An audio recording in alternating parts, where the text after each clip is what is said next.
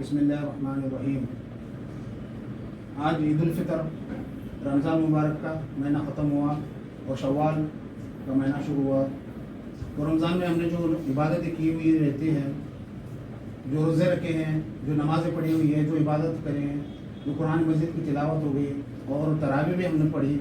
अब उसका जो इबादत करने के बाद या तो एग्ज़ाम मतलब पढ़ाई करने के बाद एग्ज़ाम देने के बाद जो रिज़ल्ट का दिन होता है ना, तो आज का दिन होता है, तो रिज़ल्ट का दिन है आज का। तो अल्लाह ताला इनाम बांटते हैं।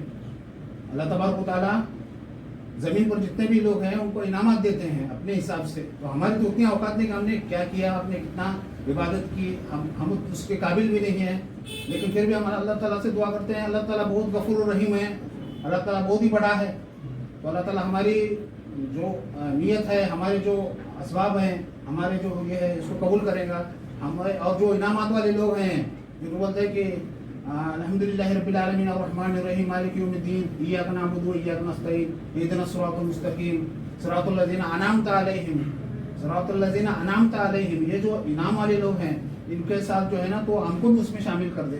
हम ऐसे दुआ करते हैं। और ऐसे लोगों में वलद्दाल्लीन ऐसे बोलते हैं कि हम जिन पर गज़ब हुआ, अल्लाह ताला का गज़ब हुआ, तो उनमें हमको शामिल मत कर। हमको ऐसा रास्ता दिखा जिन पर तेरा इनाम हुआ। तो ये इनाम याफ्ता लोग जो है ना, उनके अंदर हमारी भी मग़फ़िरत हो जाए।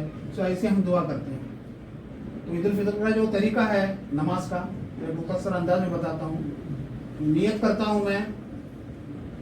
हूँ मैं 2 रकात नमाज वाजिब। तो जो नमाज वाजिब है, तो नियत अगर आप कर लिए और ख्याल भी कर लिए तो आपकी नियत हो जाएगी। तो अभी आपको समझना है कि वाजिब नमाज है और 2 रकात नमाज है वाजिब नमाज। कौन सी?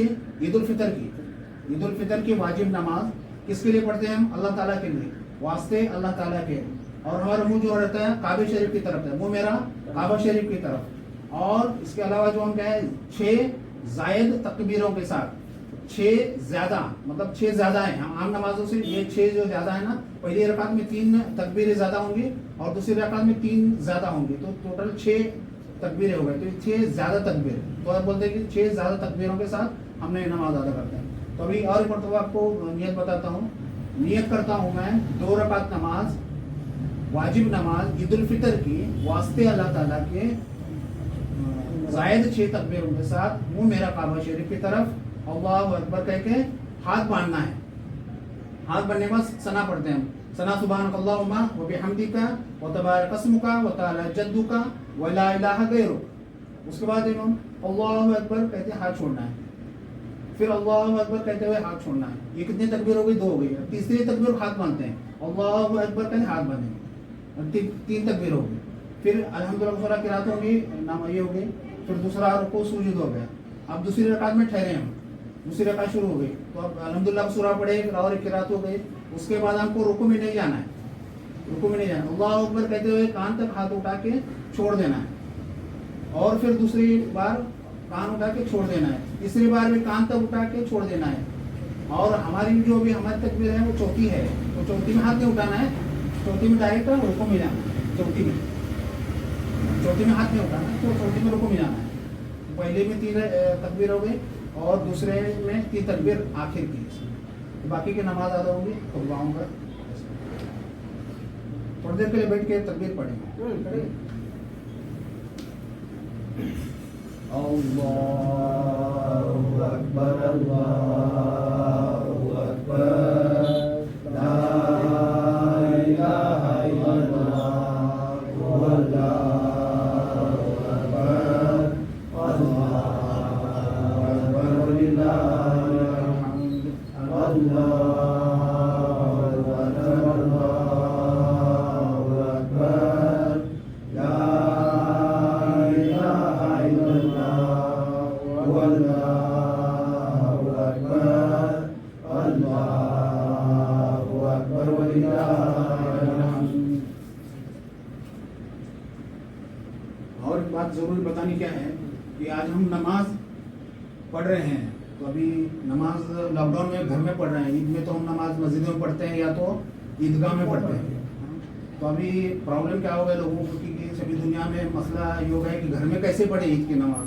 ये बहुत बड़ा ये हो गया। तो इसमें कहीं हदीसों में इसका जिक्र कभी नहीं हुआ है, हदीसों में और कहीं تو کہیں بھی اس کا ذکر نہیں آیا. تو لوگوں کو بہت سارے تو مفتی اکرام جو بھی لوگ ہیں نا تو اپنے اپنے طریقے سے نماز ادا پر بولے. تو کوئی بولا کہ چاشت کی نماز پڑھو, کوئی بولا 2 سنت پڑھو, کوئی بولا 2 نفل پڑھ لو تو نماز ہو جائے گی.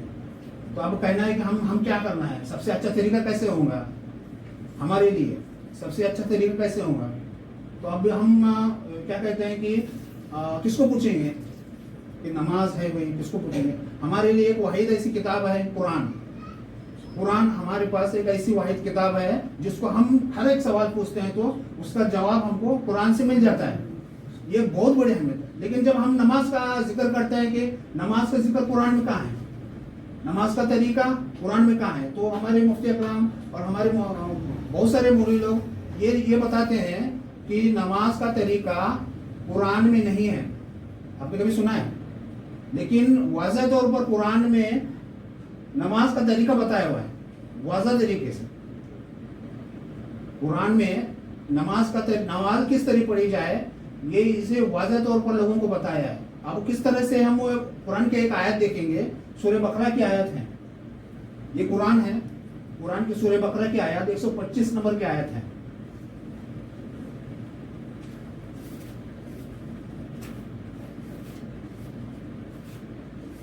سورہ بقرہ کی 125ویں آیت, اس میں اللہ تبارک و تعالیٰ ارشاد فرماتا ہے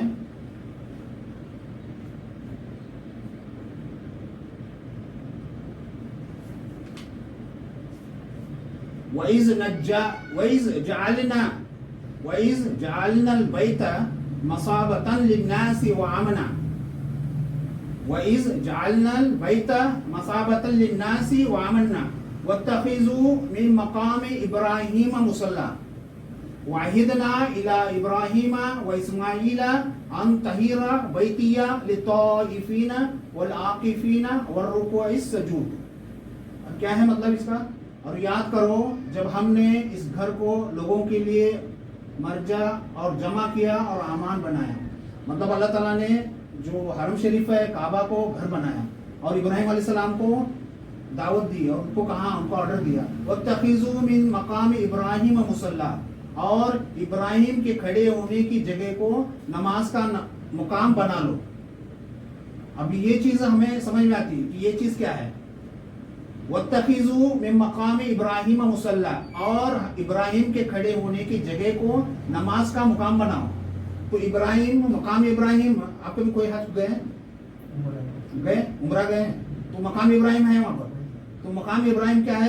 ابراہیم علیہ السلام نے کعبے کی تعمیر کی تو اللہ تعالیٰ نے ان کو حکم دیا کہ کعبے کی تعمیر کرو. اسماعیل علیہ السلام کو حکم دیا کہ کعبے کی تعمیر کرو اور طہارت کرو, اس کی پاکی کرو. کس کے لیے؟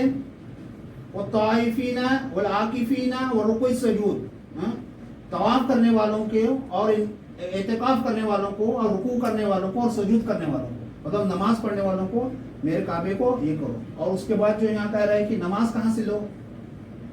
ابراہیم کی جگہ جو ہے, ابراہیم مقام مصلی کس کو کہتے ہیں ہم, جہاں پر نماز جو پڑھتے ہیں کھڑے ہوتے ہیں نا. تو ابراہیم علیہ السلام جہاں پر جو کعبہ ہے ایک دروازہ ہے, دروازے کے نیچے ابراہیم علیہ السلام کھڑے ہو کے نماز پڑھتے تھے. تو وہ جگہ ہے, تو وہ جگہ جو ہے نا وہاں سے ہم نماز لینا ہے. اب سوال پیدا ہے کہ ہم نماز کیسے لیں وہاں سے. تو اللہ تعالیٰ نے وہاں پر جو شخص ٹھہرا ہے, جو امام وہاں پر ٹھہرا ہوا ہے, وہ جو نماز پڑھ رہا ہے وہ ہماری نماز ہے. اس سے ہم کو لینا کیا ہے کہ وہ جو جیسے پڑھ رہا ہے نا, جس طرح اس کا جو طریقہ ہے وہی طریقہ ہم کو اپنانا ہے. تو یہ ہمارا امام ہو گیا, ہمارا کعبہ ہو گیا قبلہ, اور امام ہو گیا جہاں پر ابراہیم علیہ السلام نماز پڑھتے تھے. اور اللہ تعالیٰ, وہ تو نہیں رہے لیکن اللہ تعالیٰ نے کسی اور کو مقرر کیا, اور آگے بھی اللہ تعالیٰ ہی مقرر کرے گا, کوئی دوسرا نہیں کرے گا. سعودی حکومت نہیں کرے گی, کوئی اور ترکی حکومت کرے, ہندوستان کی حکومت, کوئی حکومت نہیں کریں گے. اس کو مقرر کرنے والا کون ہے؟ یہ اللہ تعالیٰ ہے, صرف اللہ تعالیٰ. آپ کہیں گے کہ نہیں سعودی حکومت نے ان کو اپوائنٹمنٹ کیا, نہیں کیا ہے. تو حکومت تو ہو جائے گی کہیں, کوئی بولے گا سوہاگی ہے, دیوبندی ہے, تبلیغی ہے, فلانا ہے, فلانا. یہ اس سے ہم کو مسلک سے اور اس سے کچھ تعلق نہیں. اللہ تعالیٰ کی رضامندی ہے اس لیے وہ آدمی وہاں پر رکا ہوا, نہیں تو نہیں رک سکتا تھا. یہ تو ہم کو بات سمجھ میں آتی ہے کہ جو امام وہاں پر کعبے کے سامنے رکا ہوا ہے یہ اللہ تعالیٰ کی آرڈر ہے اللہ تعالیٰ کا یہ ہے فضل ہے اللہ تعالیٰ کا یہ ہے اس لیے اس نے وہ عدم رکھا ہوا ہے. اور وہ جب کہہ رہا ہے کہ اس طرح سے نماز پڑھو تو اس نے ایسے بتایا کہ جو ابھی عام طور پر جو عید کی نماز پڑھتے ہیں اس طرح سے پڑھو. تو آج ہم کیا کر رہے ہیں ان کا فالو اپ کر کے آج ہم عید کی نماز پڑھ رہے ہیں. تو ہم کو بھی دل کو سکون ہوتا ہے کہ جو ہم نے پوری دنیا کے لوگ بھی اگر اس طرح سے پڑھیں گے تو کیا ہو جائے گا, یہ کہ ہمارا ایک ہی کعبہ, ایک ہی قرآن, ایک ہی نماز اور ایک عید کی بھی نماز ایک ہی ہو جائیں گے. تو کتنا مطلب اچھا لگے گا نا. ایسا نہیں کہ وہ یہ مسجد میں پڑھے دوسری نماز پڑھے, آپ نے نفل پڑھے, کسی نے سنت پڑھی, تو یہ سب ایسا نہیں ہوگا. مطلب ایک ہی ہر چیز ایک ہی رہیں گی. تو آج جو میں بتا رہا ہوں یہ بہت اصل چیز ہے کہ نماز, بہت سارے لوگ بولیں گے آپ کو کہ نماز میں طریقہ نہیں بتایا, نماز پڑھنے کا طریقہ نہیں بتایا, لیکن بتا دیا نا. اب آپ بولیں گے جاؤ وہ آدمی فلاں جو پڑھ رہا ہے اس کا طریقہ دیکھو اور نماز پڑھ لو. اس نے پورا ہم کو بتا دیا ہے کہ وہ جو ویسا پڑھ رہا ہے ویسا پڑھا. اللہ تعالیٰ نے پورا واضح بتا دیا ہے کہ وہاں بھی مقام ابراہیم پر جو پڑھ رہے ہیں وہاں سے نماز لے لو. تو وہاں جیسے نماز ہو رہی ہے نا تو ویسے ہی ہم کو پڑھنا ہے. تو قرآن کے اندر اس کا طریقہ بھی بتا دیا ہے کہ وہاں جا کے ہم دیکھ سکتے ہیں جو جا کے آ رہا ہے وہاں جو نماز پڑھے ہیں ویسے ہم نماز یہاں پر بھی پڑھ سکتے ہیں اور ہماری نماز ہو جاتی ہے. پوری دنیا میں وہی قائم ہونا چاہیے, ایک ہی نظام قائم ہونا چاہیے. تو آج کے کہنے کا ایسا